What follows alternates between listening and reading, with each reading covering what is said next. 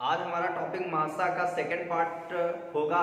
जो इसके पहले आपने लासा के बारे में पढ़ा है और लासा से पहले हमारा पार्ट एक और आया था जो आयु संबंधित था, तो उसमें काफ़ी बच्चों ने अच्छा रिस्पांस दिया है और इसी तरह अब आगे चलता रहेगा। तो आज हम पार्ट सेकंड के बारे में मासा आज समझेंगे कि मासा क्या होता है। तो सबसे पहले हम मासा की डिफिनीशन देखते हैं कि मासा का मतलब क्या होता है। तो मासा, कभी कभी प्रश्न में आपसे मासा शब्द आ जाएगा, कभी कभी आपको मासा शॉर्ट में देकर महत्तम समापवर्तक दे देगा, महत्तम समापवर्तक, समापवर्तक।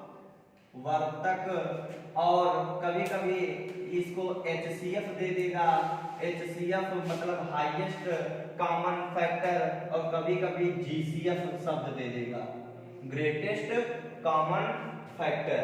तो यहां से अगर हम मासा देखें तो मासा के बारे में हम समझेंगे और डिफिनीशन लिखना है आप लोगों को कि मासा बराबर क्या होता है कि वह बड़ी से बड़ी संख्या, वह बड़ी से बड़ी संख्या जो जो दी गई संख्या को पूर्ण रूप से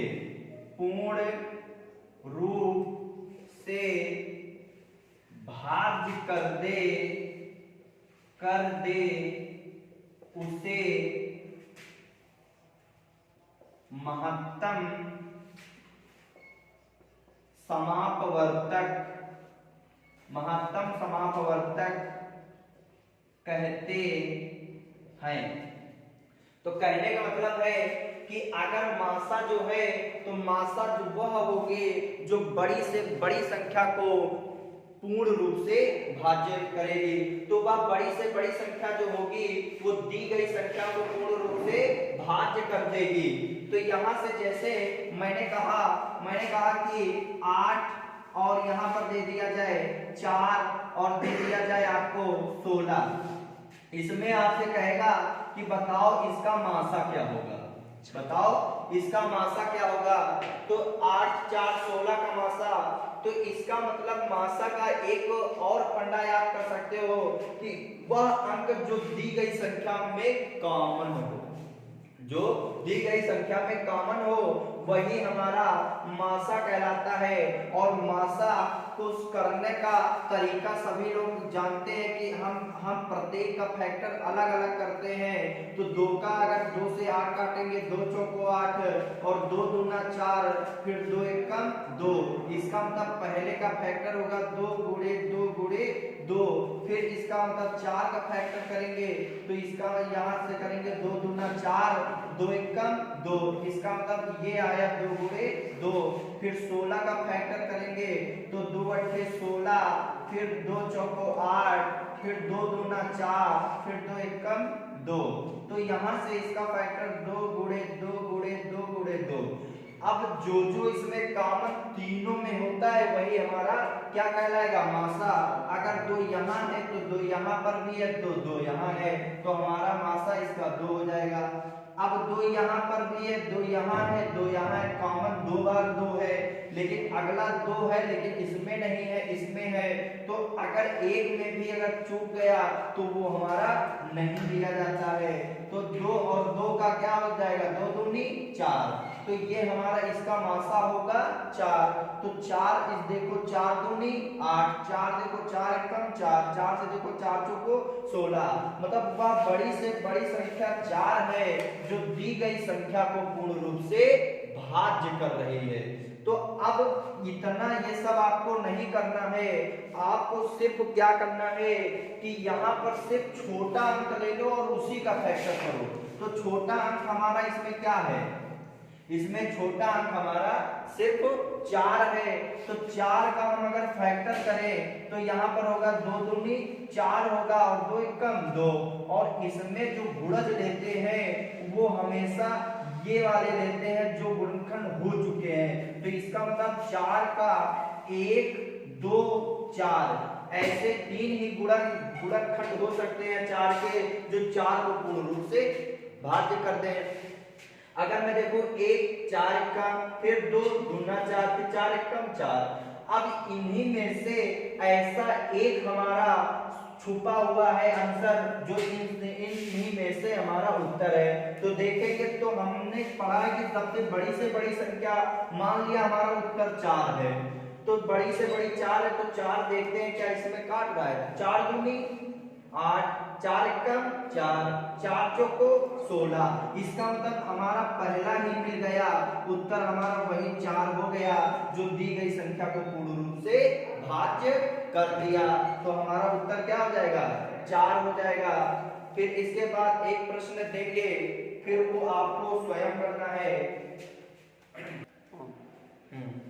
तो एक प्रश्न अच्छा करके बताना है आप लोगों को।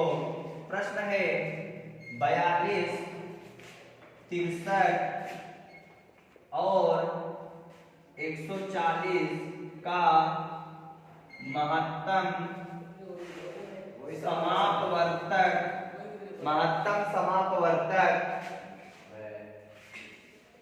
क्या होगा।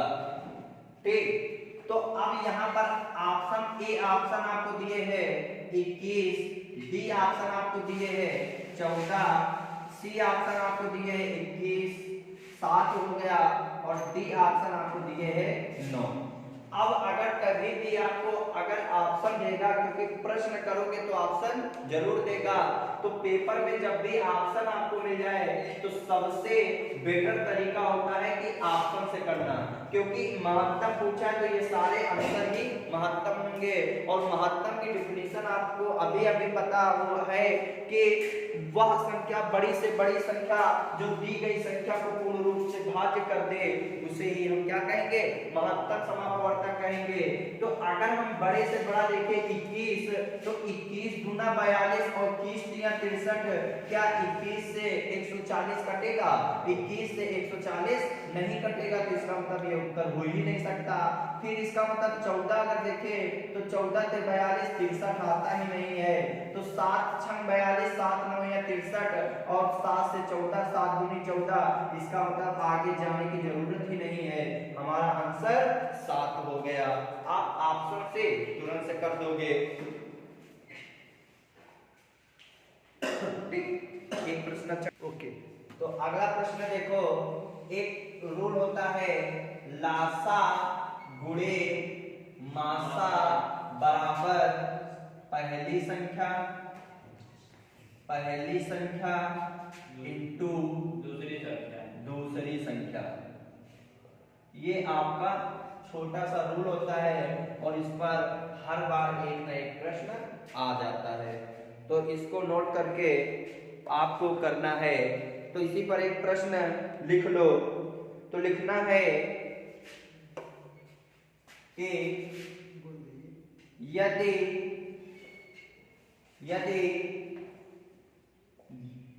दी गई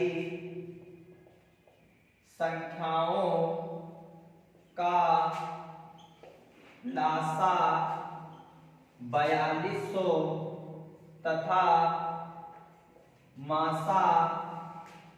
मासा 140 है, 140 है, यदि पहली संख्या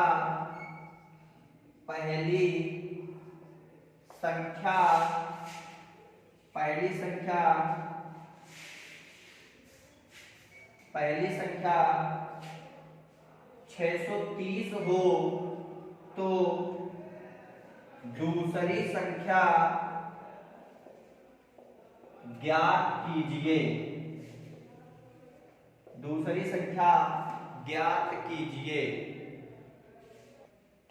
तो प्रश्न यह कह रहा कि ये दी गई संख्याओं का लासा 4200 तथा मासा 140 है, यदि पहली संख्या 630 हो तो दूसरी संख्या ज्ञात कीजिए। तो आप जानते हो कि LCM into HCF equal to पहली संख्या इंटू दूसरी संख्या होता है। तो बस नकल ठीक कर लो, एलसीएम आपको दिए है 4200 और एचसीएफ दिए है 140। यदि पहली संख्या 630 है तो दूसरी संख्या ज्ञात करना है। तो दूसरी संख्या क्या हो जाएगा, 4200 इंटू 140, ये जो 630 है वो नीचे आ जाएगा, 0 से 0 खत्म, 7 दूना 14, 7 नवैया 63, 3 का 9 हो जाएगा और यहाँ 14 से 42। तो यहाँ से अगर मैं देखूं 14 दूना कितने हो जाएंगे 28, तो हमारा ये 28/3 ये हमारी दूसरी संख्या हो जाएगी। तो आपका उत्तर पर डिपेंड है कि भिन्न में आ रहा है कि ऐसे, तो आप इसको भी ऐसे टिक कर सकते हो। अब इसी पर एक प्रश्न है, जैसे अगर यहीं पर कह दिया जाता कि दो संख्याओं का लासा, जैसे कह दे कि दो लिखना है पॉइंट, दो संख्याओं का लासा 6300 तथा मासा 70 है। यदि दी गई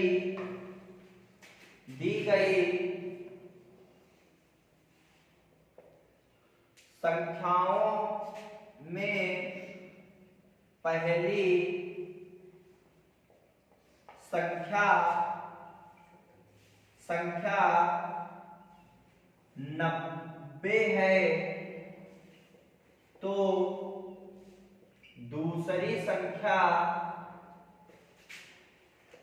ज्ञात कीजिए। तो ये प्रश्न अगर आपको आ जाए तो सेम पैटर्न और सेम तरीका यही रहेगा। तो यहाँ पर सेम तरीका यही है, आपको करना है। और देखो अगर नहीं आया तो अब दोबारा समझ लो कि हमारा LCM into HCF equal to होता है पहली संख्या इंटू दूसरी संख्या। हमसे दूसरी संख्या पूछा है तो दूसरी संख्या क्या हो जाएगा, एलसीएम इंटू एचसीएफ बटे पहली संख्या। तो बस जो जो कह रहा है वो लिख लो। लासा कितना दिए 6300, मासा कितना दिए 70, पहली संख्या कितना है 90 और दूसरी संख्या हमसे पूछ रहा है। तो 0 से 0 खत्म, 9 सत्ते 63 और 7 सत्ते 49। तो हमारी दूसरी संख्या क्या आ जाएगी 4900 आ जाएगी। नोट कर लो। पहला पार्ट हमारा जो एलसीएम एचसीएफ का है वो आपका डिस्क्रिप्शन में लिंक आपको दिया गया है, उसको जरूर देख लेना। जब पहला पार्ट देख लोगे और तब इस पर आओगे तो आपको ज़्यादा समझ में आएगा। बोलो जय हिंद।